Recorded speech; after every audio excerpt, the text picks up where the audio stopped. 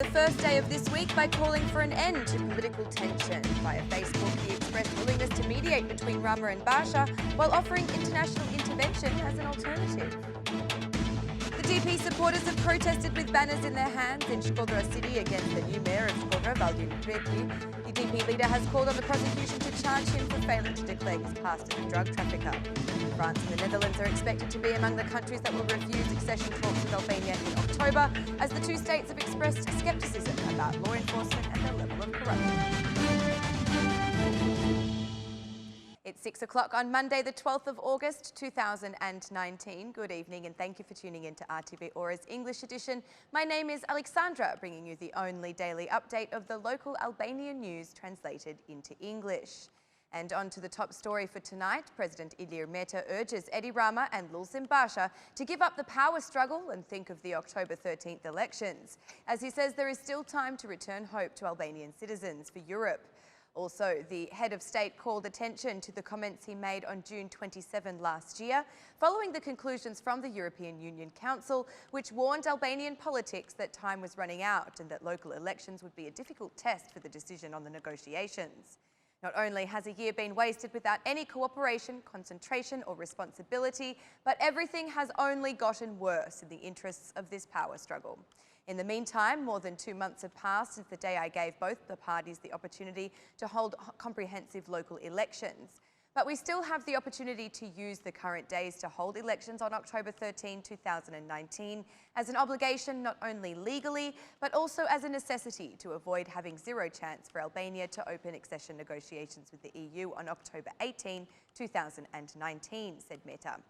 If the Prime Minister does not want the President to play the role of negotiator, Meta offered up the internationals as potential mediators for the political dialogue between the Rama-Basha duo.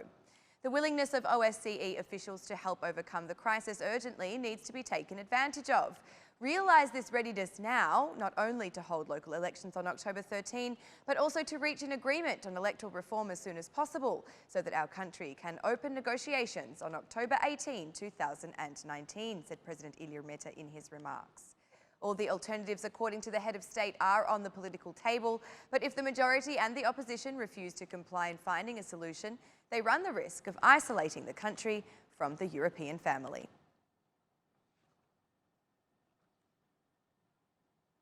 Following the allegations against Valdin Pietri, the Democratic Party headquarters have commenced protests in the city of Shkodra against the new mayor.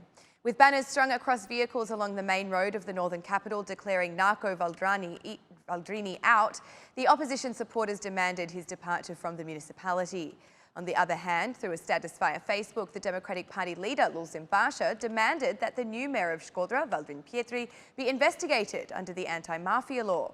Valdin Pietri must be urgently taken in for questioning over violations of the law on decriminalisation for the actions of concealing information of his past as a drug trafficker. However, Edi Rama has ordered the corrupt prosecution to protect him from being held accountable under the decriminalisation law, said Basha. The Rama Must Go movement is expected to return again in September, with Lulzim Basha warning just a few days ago that the Democratic Party would return again to protesting against this government.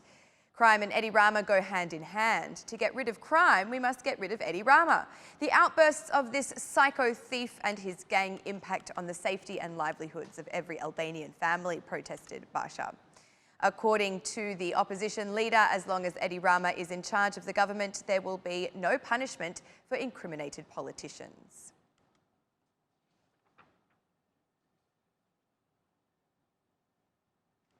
Dreams of entering the European Union may be fading for Albania after countries such as France and the Netherlands seem to have gone cold on expanding the EU into the Western Balkans, despite the European Commission's call for the accession process to begin. This is as reported by the well-known news agency Euronews, who have been paying close attention to Tirana and Skopje's EU journey and recently published their analysis of the situation. Prime Minister Edi Rama himself expressed his disappointment a few days ago about the situation, telling Euronews last week, "We have to face it that more and more the decision-making of the Council is not based on what we do, on what countries like us do, but on the internal situation or internal political dynamics of the different member states." According to political analyst Florian Bieber, Albania is less likely to receive the tick of approval in October than Northern Macedonia. Albania's domestic disputes and confrontations between the ruling party and the opposition undermine Albania's ability to make the case for their membership, said Bieber. For Bieber, the best way for these countries to convince France that they have changed is to go extra hard at strengthening the rule of law, especially in relation to corruption issues, in the hopes of giving other member states leverage to put pressure on France. Bieber said that Albanians are probably some of the most pro-European people in the Western Balkans, so the refusal of Tirana in the coming months would be unfair. There's no political party that has rejected the EU enlargement, so in that sense, there really isn't any plan B in Albania. But certainly, the longer we wait and the longer there is a sense that this is unfair, it will undermine the EU in the Western Balkans, in Serbia and in countries that are less committed to the EU accession process. Bieber added that this lack of engagement could raise questions about the EU being able to do anything for the region at all. There's a question of credibility for the EU as a whole in general, added Bieber. But the political analyst was also worried about who would be the next commissioner for enlargement. For the EU to be effective, it requires an enlargement commissioner who has the ability to put the expansion policy at the top of the agenda and be a credible advocate for it. Experts believe that further pushing back the enlargement agenda risks undermining the credibility of the EU both in Albania and throughout the Western Balkans. This agenda is expected to be clarified soon, with the new Commissioner for European Enlargement to replace Johannes Hahn, a strong personal supporter of the Western Balkan expansion, expected to be announced soon.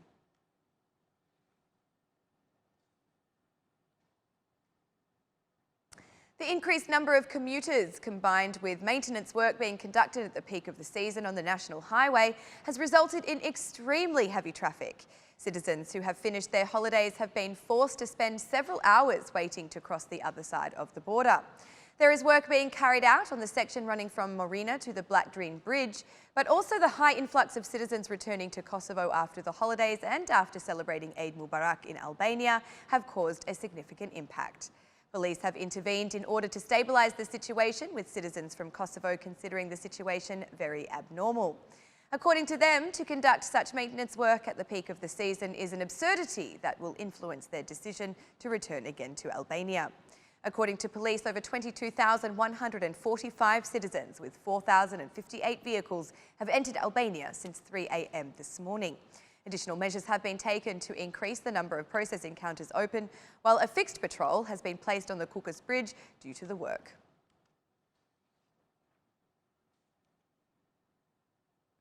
Despite ongoing disputes between Serbs and Albanians in Kosovo, good news comes from Kamenica, a small town in the southeast of the country made famous over the recent decades for its high levels of tolerance. Here, Serbs learn Albanian and Albanians learn Serbian. The reason is to improve coexistence in life and to gain a better understanding of each other's cultures. The idea came from the municipal authorities headed by Cendron Kastrati, aged 30, the youngest mayor in Kosovo, and the son of former dissident and member of the Kosovo Liberation Army, or KLA, who was killed during the war in the then Serbian province.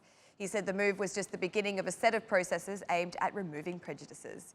This is one of the ways, but it's only the beginning. It's crucially important for the future to start the process with young generations who are, so far, still free of prejudice, Kastrati said. He added that there are many more things which unite the people of Kosovo than there are those which separate them. Both Serbs and Albanians in Kamenica agreed that knowing both languages was essential for better communication and understanding in everyday life.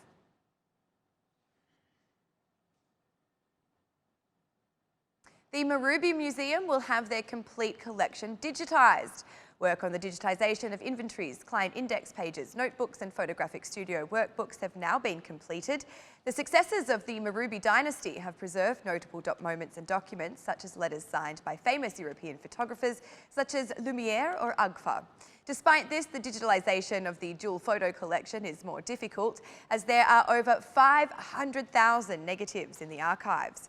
This process, carried out with over 16,000 pages of inventory records and 5,343 pages of indexes and notes, will further facilitate the research and serve to support the researchers of the Marubi archive. Today, the National Museum of Photography, through the digitalisation, archiving and cataloguing of the entire rich collection, serves the preservation of time, as well as the history of Albanian photography that stands alongside Europe and the world. And that's the news across the country today. Thank you for watching our English edition this evening, and be sure to join us again every Monday to Saturday at 6 p.m. for the latest news from Albania. Once again, on behalf of RTV Ora, thank you and good night.